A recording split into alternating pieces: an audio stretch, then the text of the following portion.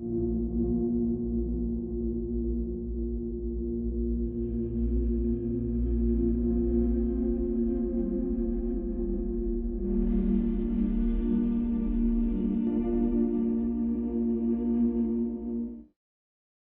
and welcome to another episode of If It's in the Mind, It Can Be Managed, the Mind Management Mentors podcast. I'm Cuddy Cudworth. As always, like and subscribe if you're enjoying the content. I think that might be the first time I've ever said that, Robyn, to be fair. But I'd seen somebody else on a podcast saying, "Oh, you've got to mention like and subscribe before you start." So I thought I'd throw it in there. Um, Cracking conversation we're going to have today. Excuse the pun of cracking. I'll tell everybody how we met first time, Robyn. And then you can introduce yourself after I've said we met at the Dipping with the Five Dippers, and your bikini fell off, and I was GoProing it, so I sent you a picture. You know, we might as well just get that out of the way, because I could not remember why I knew you when somebody was saying I need to speak to Robyn Drummond, and I'm like, I know, but I don't remember. And you reminded me. Yeah, it was my bikini that fell off. Absolutely. Like, Yes. We got very close very quickly, so that was very good. But we handled it very professionally, I believe, at the fight. We did. So, Robyn, now I've released your entire tushy to the world. Tell us who you are and what you do. So I'm Robyn Drummond. I have an online health and fitness business, which is great. A little face-to-face, a second business because, you know, one wasn't enough last year. So I run a weight management group in the communities, which is fab. I do a lot of volunteer work with schools that, you know, trying to help young people with improving their body image, overcoming struggles with food. And yeah, so that's a very brief explanation of what I do, I guess. I love it. Now, Robyn, there's so much more to the story. And when people come onto the Mind Management Mentors podcast, we do ask some blunt questions and we deep dive, because there's always a story and there's always a tipping point. And for everybody that's watching this podcast, we only do 5-minute prep before we go into the podcast. So we did a little 5-minute prep, a few things popped up, and I'm like, right, that's what we're going to talk about. However, the major title that we're going to talk about today, because I think it's fascinating. Why is this real or is this not real? And I asked you the question, you were like, that's a great conversation to have. Yeah. And especially as me, who I don't know, because you talked about a body, an eating disorder when you were younger, I think, and a body image dysphoria. Yeah. I wondered if I had, because I know I'm fat and overweight, but when I look in the mirror, I think I look great. So I have like a reverse. I've seen the way my wife looks at me. She's like, "Nah, we're not seeing the same thing." And I'm like, I wonder if there's like a reverse body image dysphoria where I look at myself in the mirror knowing I've got tits and a belly, and I'm going, "Yeah, I still look good." If you're happy, then that's all that matters. If you're healthy and happy, then I'm here for it. Fantastic, right? So let's deep dive this. Yeah. Because we want to talk about, can you out train a bad diet? I mean, in short, no. But Why? well, first of all, I like this title because we'd used the word bad in it, and I feel like I'm going to throw a little span in the works here on purpose. Okay. And this is where my values come through with nutrition, because actually the word bad we associate with having good and bad food. Okay. And I'm going to take it one angle first. And when it comes to relationship with food, often people have tried diets upon diets for years and have this real problem with nutrition, that we can't eat certain foods, and we have this, oh, I've cheated on my diet, I've been really good today, I've really been bad over the weekend. And with that mentality, people will never have a successful health and fitness journey, because that is going to be one of the biggest hurdles. Now, then on the other angle of this is that when it comes to starting a health and fitness journey for whatever reason, whether that be to get fitter or to lose body fat, people then start exercising, and it's almost exercising excessively. But then when we dig into this, what we do realize is that exercise plays a very minimal part in weight loss. And actually, it's the nutrition, it's what you consume that's so important. But it's what you're consuming and your relationship with food that's so, so important, that through years of people trying diets and fast fixes is often why they start another thing and then they can't follow through, because nobody's teaching how to meal plan, how to make a meal, teaching about nutrition. Like, you don't have to calorie count all the time, and actually making it simple for people. So you absolutely cannot out-train a bad diet, but that's, you know, the two angles that I would go down in terms of having a really good, healthy relationship with food, and then understanding that actually exercise for health is so important for so many reasons, but for fat loss doesn't really contribute very much to it. Mm. So thank you. That was bang on. Love that. So an example of a bad diet, let's say, and I'm probably going to pick out what I ate 3 weeks ago, right? So I'll give you a day. If I was to say that I know that my calories for me with the amount of training that I used to do was about 3,100 calories. Yeah. Because I was doing strongman training. Yeah. I'm not doing strongman training anymore, and I probably still eat like a strongman. So there we go. If I was to say, this is not what I ate, but I had in one day, I had two large crunchy chocolate bars. Yeah. The large bars. Let's say that's 800 calories. Yeah. And then I had a McDonald's, which was 1,600 calories. So I've come in at 3-1. I've had 2 bars of chocolate, and Yeah. I've had a McDonald's. I don't like McDonald's, and I've not eaten McDonald's in about 7 years. So this is not my diet, Robyn. All right.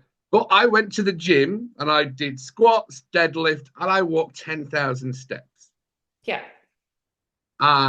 Could I overcome that bad diet with that training that I've done? No. Tell me why. Because this is the great conversation, Robyn. So you're asking it as if you can't just go to you can't eat like that and then just go to the gym. That's what you're asking, yeah. So you couldn't just however I've ate those calories every day, because I know that there's a belief, right? So I'm a big believer in belief system. Your BS is probably most people's problem, which is I'm sure what you've got everyone, Robyn. And there's a belief that you can't out-train a bad diet. Absolutely. 100%. Whatever somebody decides is a bad diet, I would suggest that 2 crunchy chocolate bars, Dairy Milk big bars, not the actual crunchy bar, and a McDonald's. I'm not saying McDonald's is bad, but a double quarter pound of cheese meal with the fries. That's not a good diet, is it? To be fair. So if we were to like really talk about the theory of this, right? So if your goal was fat loss and if you were trying to lose body fat and that is what you consumed for those fat loss calories, you could still lose body fat, right? Right. So you could still lose body fat. Right. Is it the healthiest way? Absolutely not. But it has been shown time and time again where people do this experiment that they will opt for this way just to prove that as long as you're in a deficit, you can lose body fat. So essentially, like yes and no here. Obviously, from a health perspective, if you were to consume that every single day, that is not the best thing for your health, of course. But also, if you were specifically focusing on fat loss, it's likely that you're going to be hungry. It's likely that you're not going to give your muscles the chance that they want or need to build muscle mass, obviously.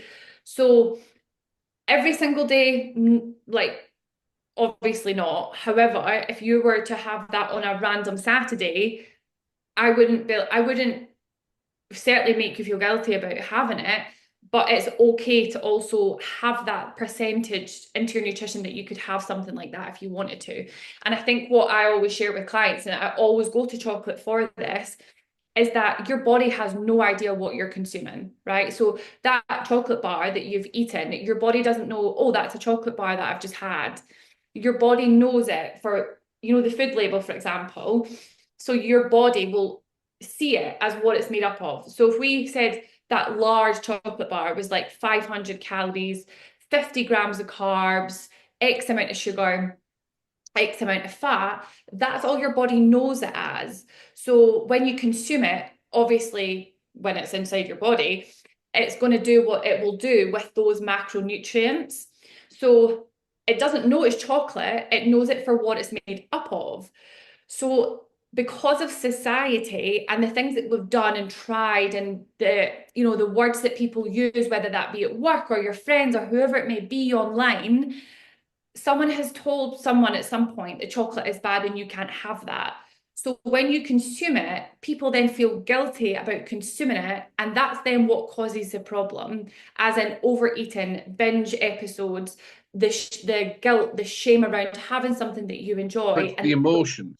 can. So yeah, so whilst 100% it's not the way forward, like if you were to be like, oh well, I'm just going to eat that and then go to the gym, that doesn't is it's almost, we have to see these things as two separate things. Exercise is one and nutrition is one. We need to disconnect the two, because as I said at the beginning, exercise doesn't really contribute that much to how many calories you burn on a daily basis.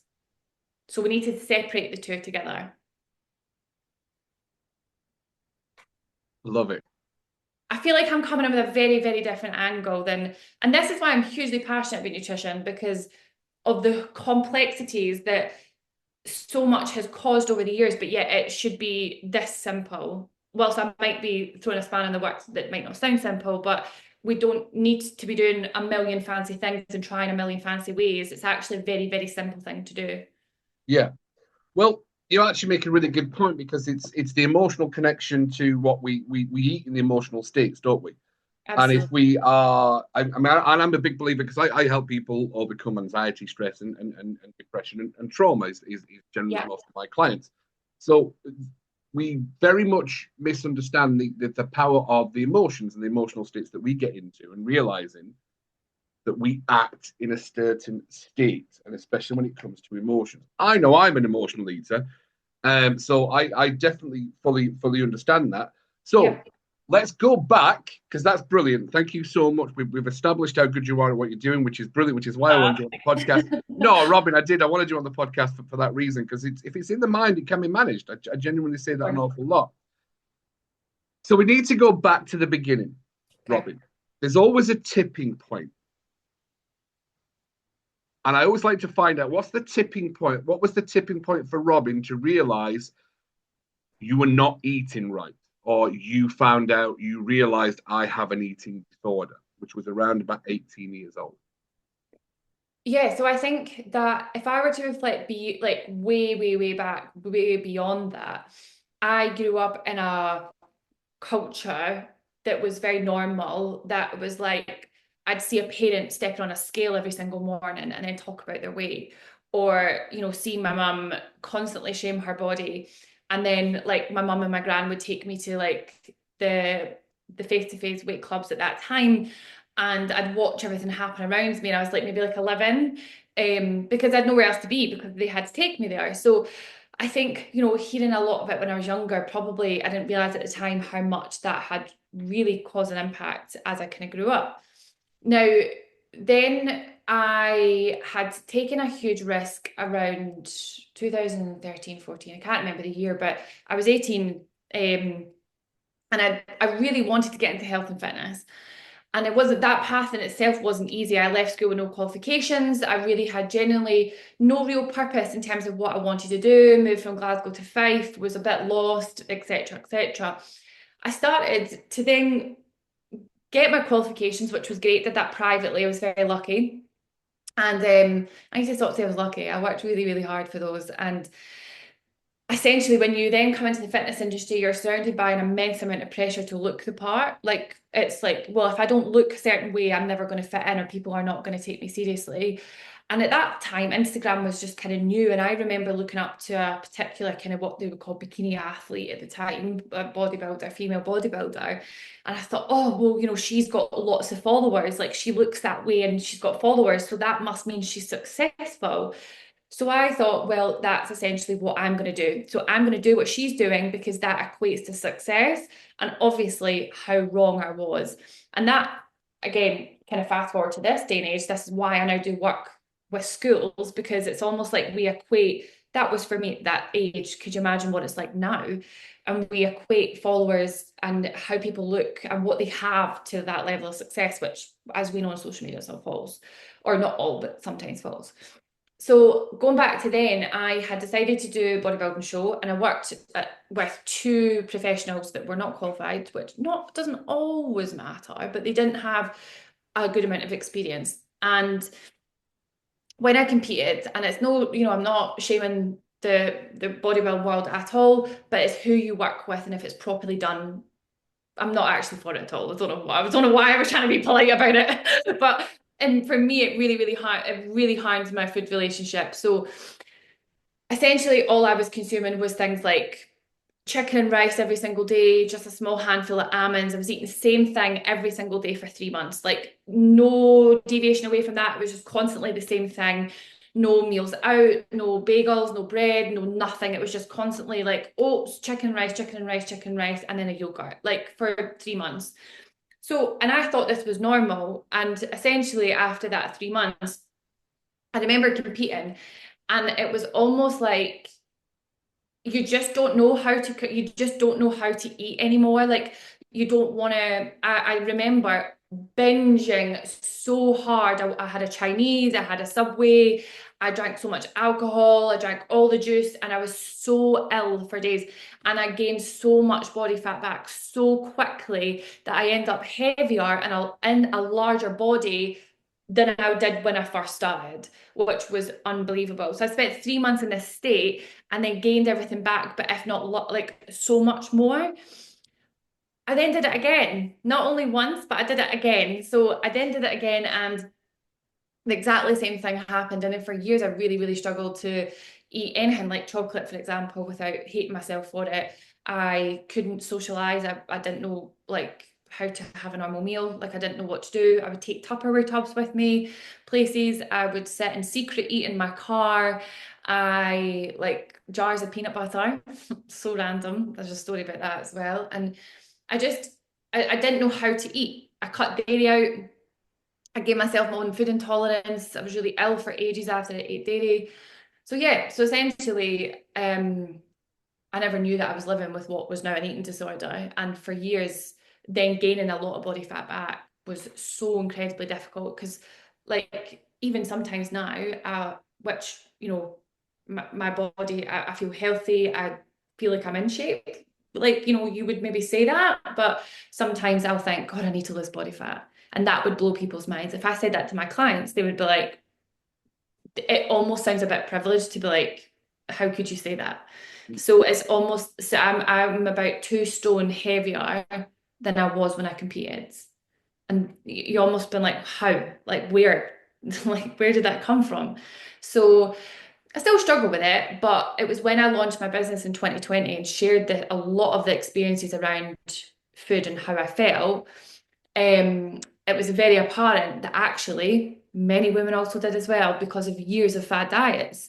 Communities, you know, and in their communities that maybe perhaps had a lot of kind of toxic words around food and how many people were struggling with this. And that is what then led to the success of my business because I'd shared that experience. So yeah, I wouldn't say right now it's perfect, but it's definitely through running the business or starting the business and helping other people is what has made me actually overcome my own eating disorder.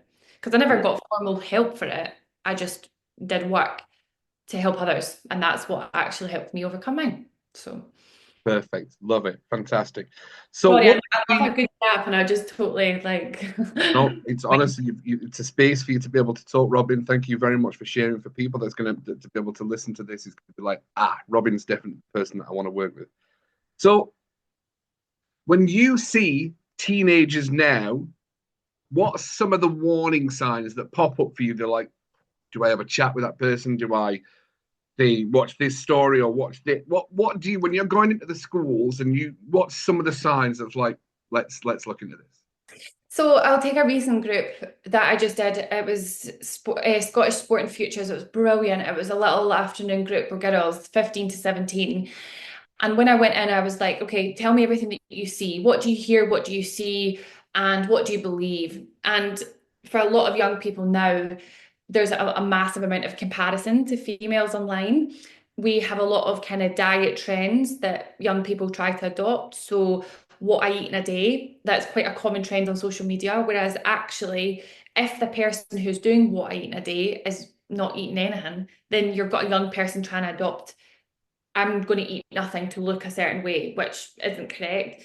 A lot of kind of like pills and products. So you might see things like B&T tablets, or you'll see the weight loss gummies, Obviously, there's a rise in GLP-1 injections.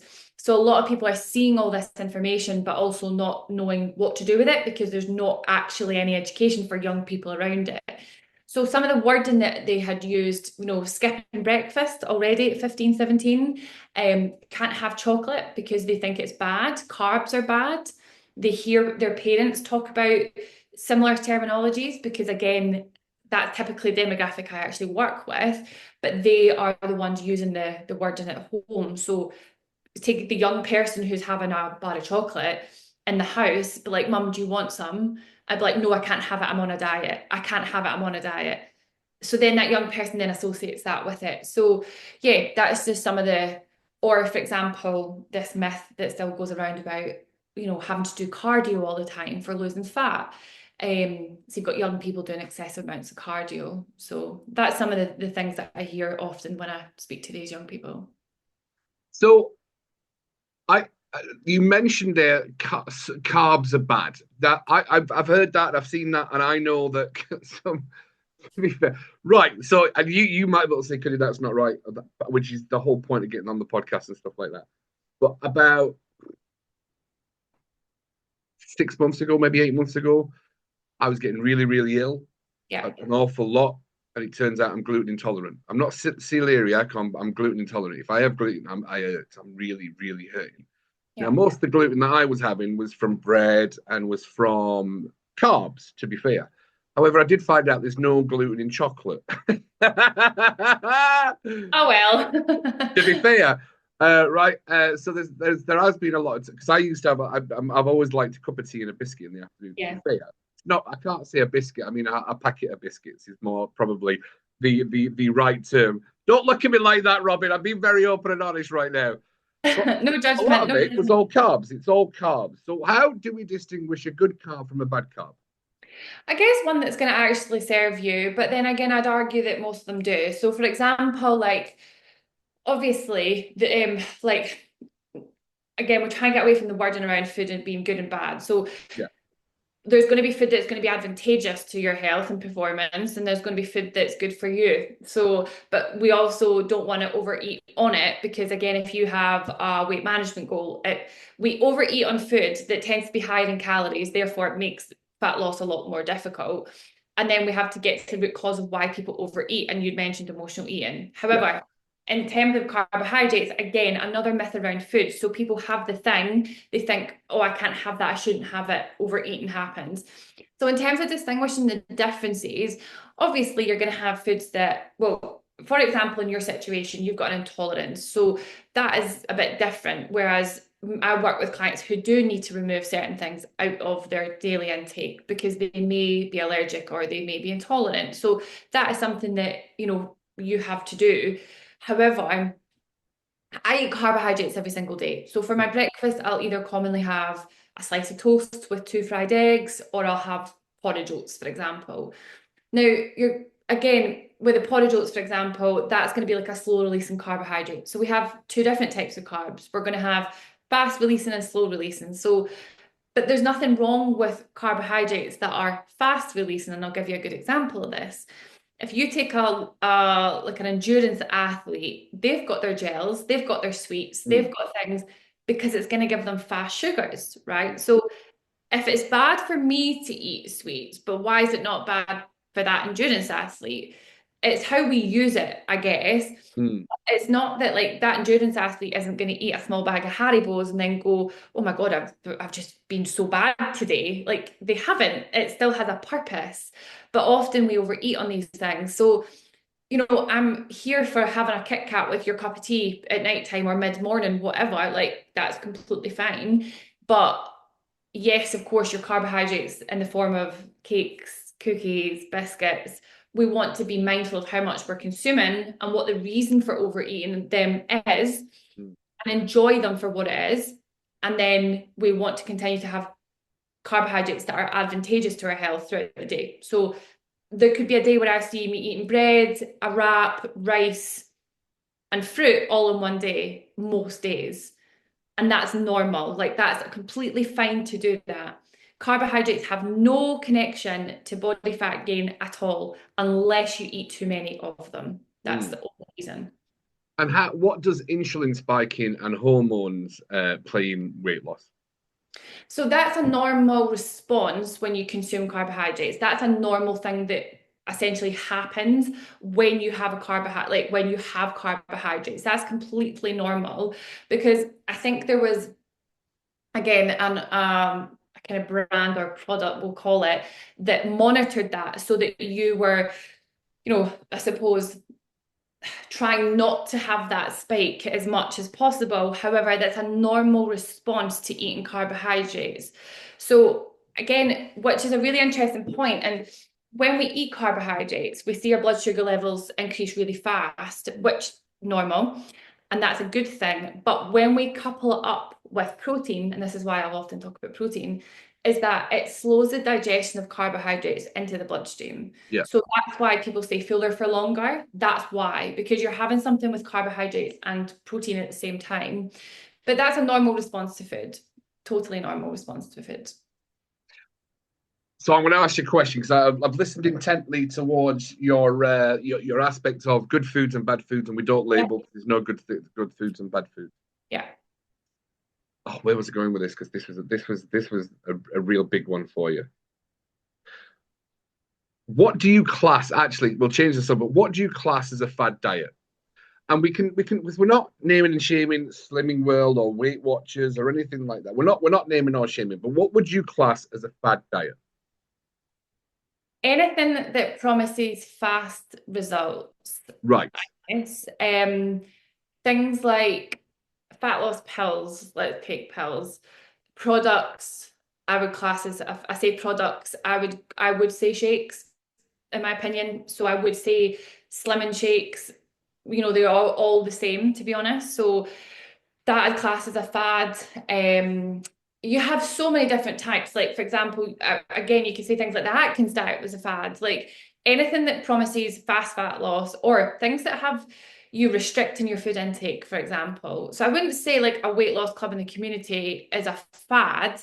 Yeah. I just think that the terminologies they use with clients is very toxic and it leaves people in worsened states, especially the relationship with food.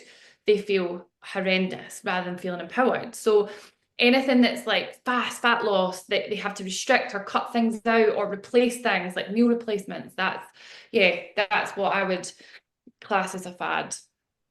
And what fads were you into when you were growing up, Robyn? I've tried, but I believed in fat loss pills. So I did fat loss pills that are actually illegal now because they had ephedrine. Something like that, but I don't think it was probably. I remember what was it? EF, I can't remember what they were. If it's EF, it's ephedrine. I can tell you that, which is a mild amphetamine. But well, do you know what? To be honest, I now have an ADHD diagnosis, so I basically take them every day anyway, and it's great. So I'm like, I have proper actual amphetamines. So fat loss pills then because they had too much caffeine in it, and I don't know how it didn't kill me, to be honest. So I've done fat loss pills, green tea tablets. I bought into the whole coffee thing. I have had shakes to try and replace meals. I didn't go to a club, but I had been part of one, having like watched my mum do it. But that's the biggest things that I tried. And then I guess the bodybuilding diet is the extreme restriction of calories. So yeah, that's kind of what I'd dived into. And look, thank you so much for sharing, by the way, Robyn, because it's genuinely, I know that food is a minefield. I know it has been for me, and I'm 47, and I know it is, and my wife will tell you that I'm classed as a yo-yo dieter. I'm very good at losing weight, but I'm not that good at keeping it off because I've not got the habits in place. Yeah. I know that that's very much a place of how food makes me feel, but that's again emotional eating. So you've got somebody who's been an on-off dieter up and down, and I know it comes from my mum and dad. It actually comes from my mum's side. I know it does, to be fair.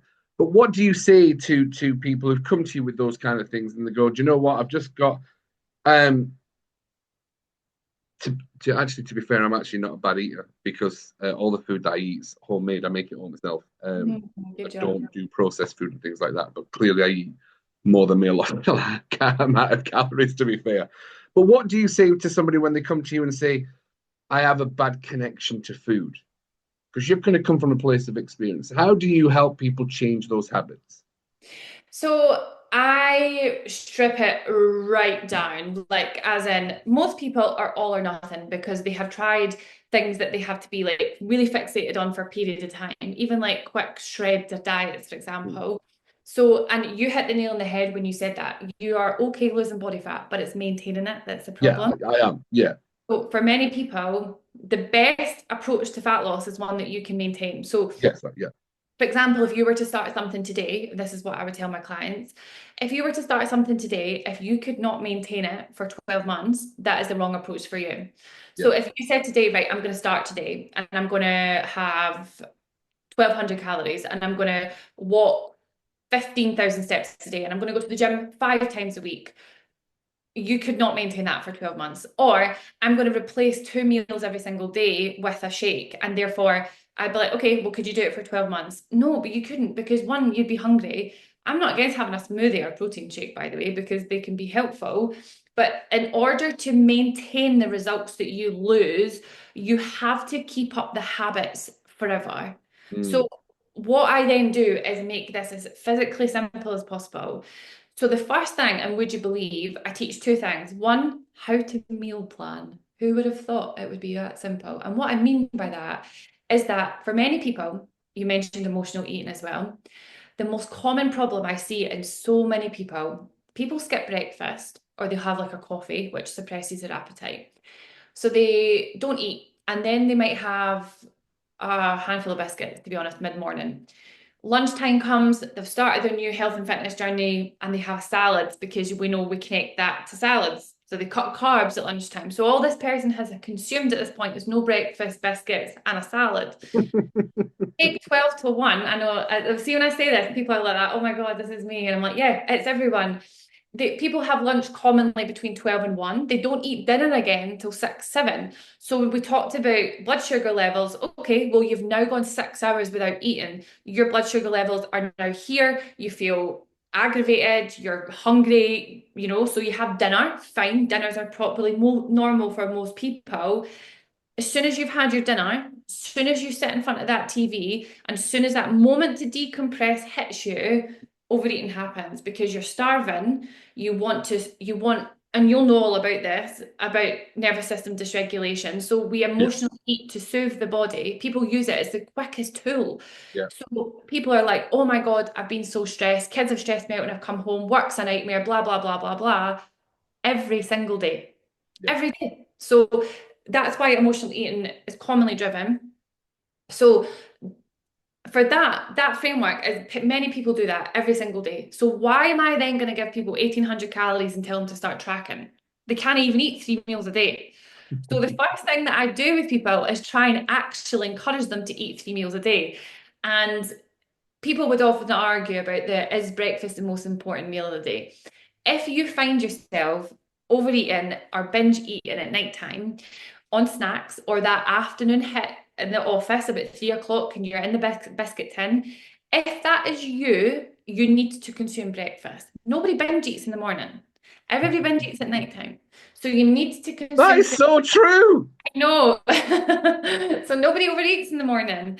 I said that once and this guy was like, I had 3 breakfast rolls this morning. I went, God damn it. That's the first time I've like had an exception to that. But still then it's not that bad. But so that's the very first thing, creating that what I call the 3-2 method, where people have 3 meals a day and 2 snacks roughly. I will then get them to present a meal plan to me rather than me create one for you because my likes and dislikes are going to be different from yours. I hate prawns, you might like prawns. So you might be, oh, I want to have prawns for dinner, but I wouldn't write that because I don't like it. So I'll get you to make me a meal plan and I'll help you optimize it. So I'll make it better. So hypothetically, you've given me a meal plan back and you've just written toast for breakfast. I'd be like, okay, Cuddy, let's add 2 eggs and 2 bacon medallions. Then you're going to hit the fats, the proteins, and carbs. Then you're going to be full for 3 hours. Have lunch, perfect. The secret, in my opinion, is mid-afternoon.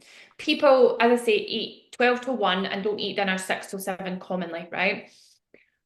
The absolute sweet spot is about 3 o'clock. If you can consume something planned, not unplanned, because people mindlessly eat, right? We all mindlessly eat at times. But bringing you or giving yourself the permission to eat is one of the best things to start doing. I want people to now start to think about eating around 3 o'clock-ish, because you're then keeping that steady blood sugar level. Okay, so every 3 to 4 hours.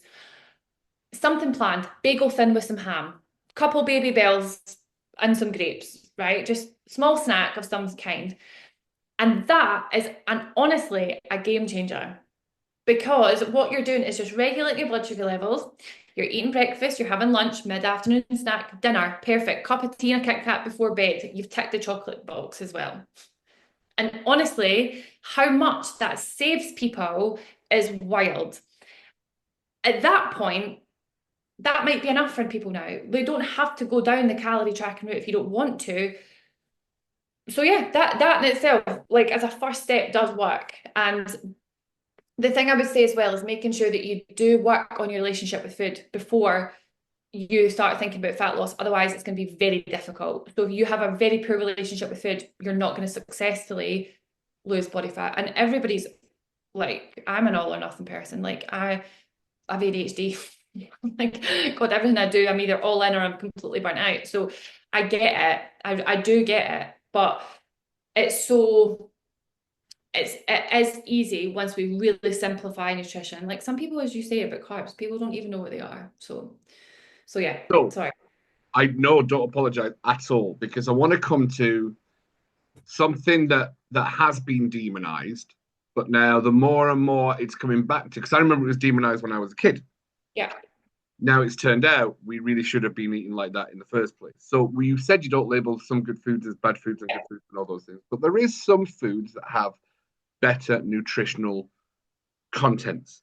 100%. Great way So of putting I was always brought up that fat was the devil and you're all right with sugar. So everything, take out the fat, take out the fat.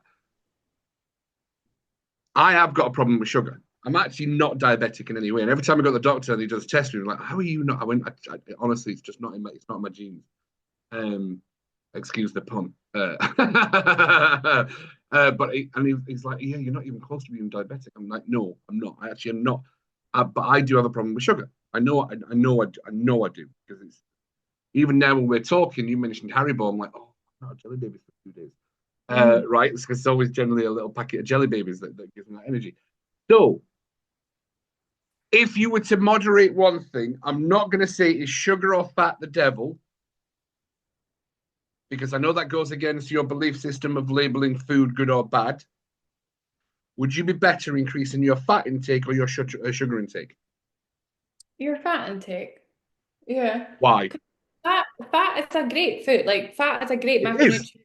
Like the fat that we consume is not fat that we gain. Like it's two different things. Like it's completely not the same thing.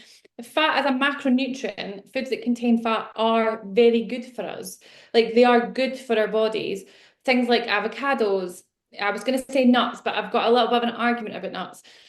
Nuts are great, but in terms of volume, for example, it's so easy to overeat on them. It So is like over. Yeah, absolutely. kill Yeah. of nuts, it's so easy just to, I would end up just eating it and, eat them all at one go. And before you know it, you've overeaten on them. So they're a fine product to have, but in terms of volume, you're not going to get much bang for your buck. But like cooking in oil is fine. Feta cheese, adding cheese to your wraps at lunchtime is fine. Peanut butter, I love peanut butter. So like an egg has fat in it. So these things are good for us. Like they're good for hormone health. They're good for energy. They are good for us. Um, so I would probably say food products that contain a lot of sugar also contain a lot of fat. So, for example, like chocolate or sweets or like cakes, biscuits, cookies, whatever that may be, they obviously are going to contain quite a high amount of both. The good thing is that in this country we don't have no, I think it's illegal actually to have foods that contain trans fats, and that's actually fats that are genuinely bad. Like you can say that's bad. So, yeah, we don't have that here, so we don't have that problem. So, I wouldn't say. I would probably say you want to moderate your carbohydrate intake and you want to make sure you're consuming enough fat. When you said that to me, I took a quick note down because I would have forgotten otherwise. But that's just habit that you've created. Like, for example, I used to be really good at this when I went to the petrol station. Like, I'd always go in and buy chocolate, like for no reason on You the must fact be minted, Robyn, if you're buying sweets at the petrol station. Oh my God.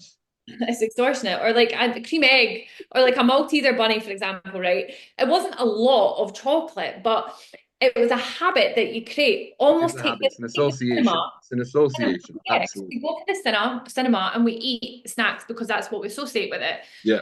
So it's almost like when it comes to these things, we've created the habit. So sometimes you might want to have the sweet, sometimes you might want to have it. That's fine and have it, but sometimes it's actually not because you're hungry for it or not because you wanted it. It's because you've created a habit, and that's where you need to break it. Yeah. So yeah, I've got a couple of things that I could go down, like in terms of if that is you, what you would do about it. Um, but to answer your question, I definitely say like making sure you're eating good fats. Good fat. So yeah. Perfect, good stuff. Because there's, I do try and look into as much. I'd stay away from seed oils and vegetable oils now, and Yeah. go more for olive oil and butter, ghee butter. I've started. Yeah, we were never fans of margarine anyway. To be fair, Okay. because some of it. It's funny how. I mean, I am 47, and I remember the news telling you this is now not healthy. This is now not healthy. This is now not healthy. And it's all been bollocks. It's all been bollocks. What Absolutely. the news has told us for years. I know at one point it was like, you don't have brown bread because it's not as good for you as white bread. Now, white bread is like crack cocaine for me. I cannot touch white bread. It makes me feel absolutely amazing for 2 seconds, and then I do absolutely crash, and I'm ill with the gluten. To be fair, it was always after, and I always remember when we go to family's house, and I'd come back, and I'm like, it's got to be the white bread. It just does not settle well for me and things like that. So it has been a change. Um, uh, the gluten thing. It's been, and when I found out, I was like, oh my god, I'm going to be one of those people. No, I can't eat that because of gluten. And I was always quite judgmental of gluten people, to be fair. So once you get in that boat, I'm like, oh my god, I'm one of those people. That's a me problem, not a them problem, to be fair. So Robyn, you've But kind of touched on it already, but three highlights for what Robyn would say. This is how you change your diet, you change your life. And I know we don't like the word diet, but you change. You're talking habits. You're talking. I like the 3 for 2 process. I like yeah. the three for 2 process. But there's an 18-year-old watching this now. They've gone through. I think you mentioned your eating disorder and the bodybuilding was from a bad relationship. Yeah. Absolutely. Yeah. It kind of gave you that control. So there's an 18-year-old going through a bad relationship, and then and that's trauma. Bless you, Robyn. That is trauma. Um, Trauma. Trauma is a fickle beast. It is, honestly, the amount of time when I'm working with clients and things, oh my god, it's unrecognized trauma. It really genuinely. Yeah. And we can always work with that. We can help reset the nervous system. So yeah, absolutely. An 18-year-old right now is thinking Robyn is the person I want to speak to, but I'm just not sure because I've just come out of a bad relationship. What's Robyn's words of wisdom for that 18-year-old right now thinking, what the fuck am I doing? Do what makes you feel good. So don't do things for fat loss. Don't do things to change your What if body. it's eating a bag of jelly babies? Because that's the reason I eat jelly babies. Uh, do other things that make you feel good. Nah, like look at other ways to make you feel good, for example. So again, if someone had then been like, oh, that's a bag of jelly babies, I'd be like, well, we need to learn to soothe your body different ways. So we need to look at other mindfulness tactics. So but do the things, so flip the reason why you do what you do.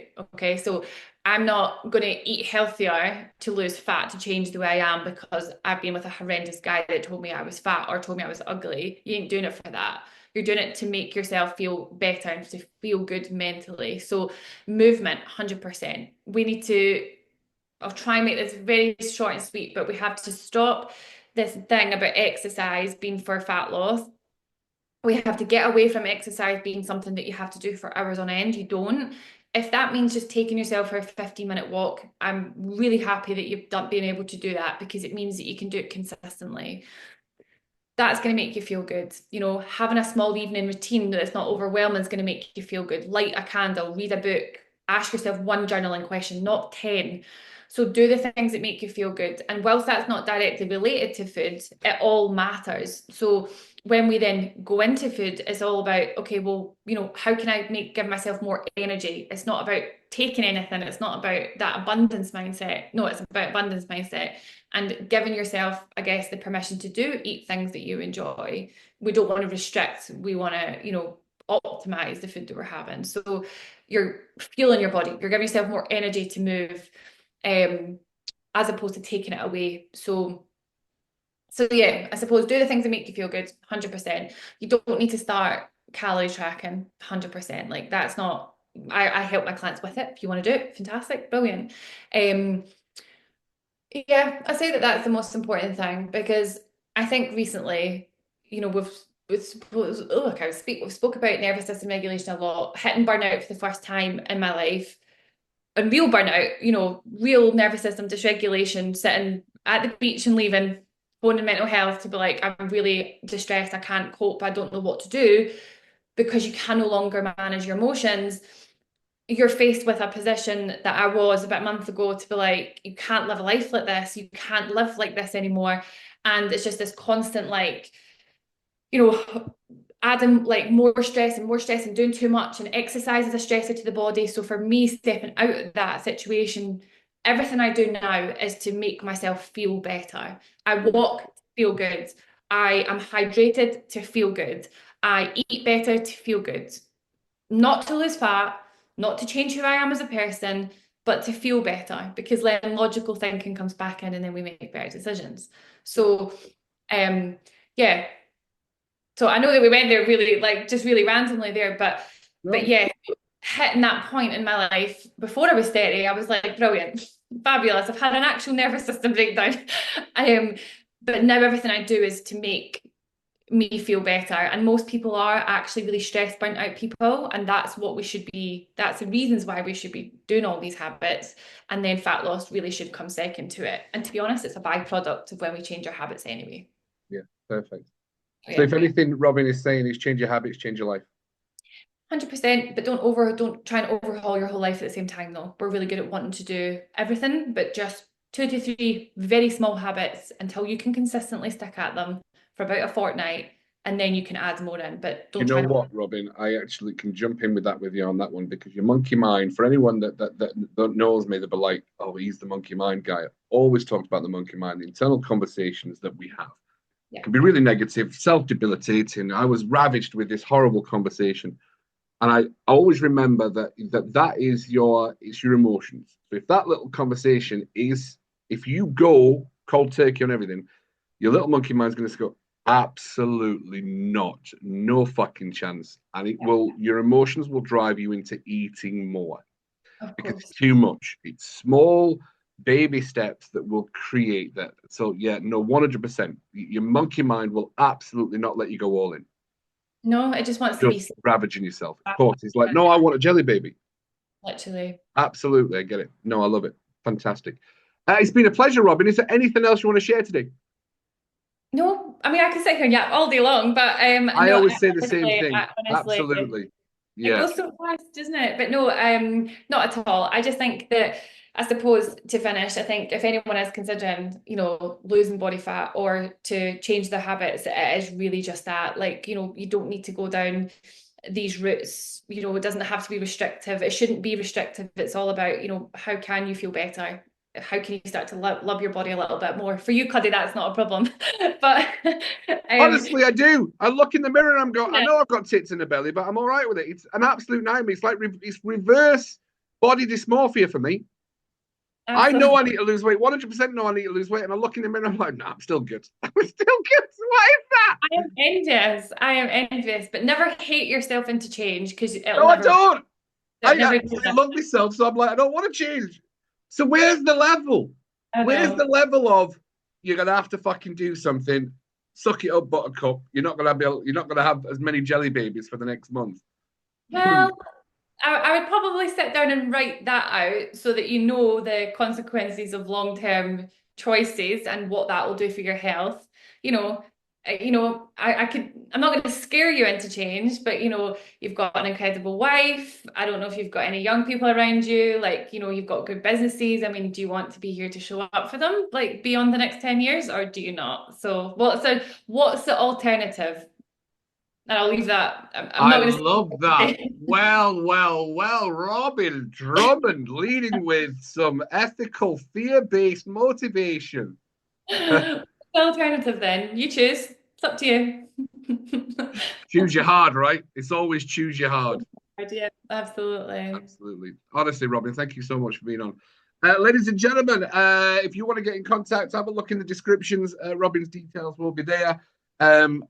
As always, big love from Cuddy. Technically, you can't overtrain a bad diet, but there's no such thing as a bad diet, a good diet. There's so many labels, so many takeaways. But the biggest takeaway I want everybody to understand is if it's in the mind, it can be managed, whether it's overcoming trauma, whether it's overcoming bad eating habits, whether it's overcoming ADHD. The Mind Management Mentors podcast is all about solutions. And trust me when I say there's a solution for absolutely everything. We don't have to be the victim of circumstance. As always, big love from Cuddy. Thank you to Robyn, and we'll see you in the next episode of the Mind Management Mentors podcast.